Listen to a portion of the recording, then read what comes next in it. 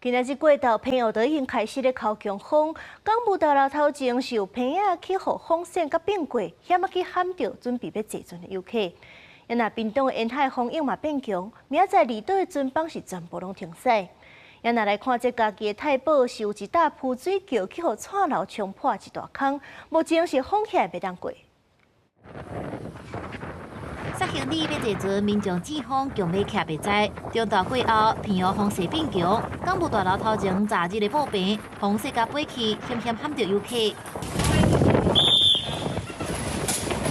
知道有报台风，应该至少早上就要拆了。为什么到现在风这么大还没拆？太恐怖了。 受丹那市风台外围环流影响，乌花高雄甲马景的平湖轮，拜六下晡加开航班收运，游客提前结束旅程，赶紧离开。要过夜之后再回去，但是就是因为航班提前，然后导致就变成剩10个小时在陆地上而已。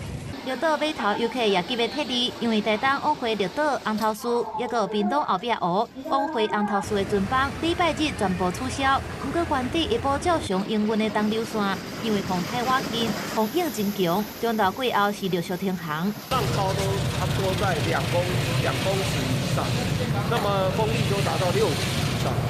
在这种状况下，船再加上是侧风，它这个船最怕的就是侧风。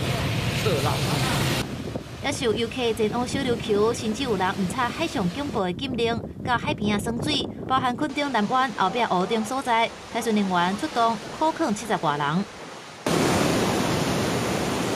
浮条溪溪水大场串楼，家己太保市北新里的浮水桥，桥面板起出现一个真大的破坑，警方有封锁线。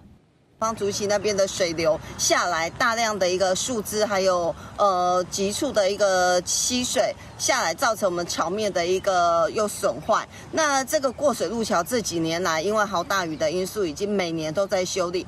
前一暗得加落大水雨，地势浮水桥搁在松动，市公所一旦提起断河时，才搁进行抢修。目前已经封桥管制通行，卡免财政扩大。公司新闻采访报道。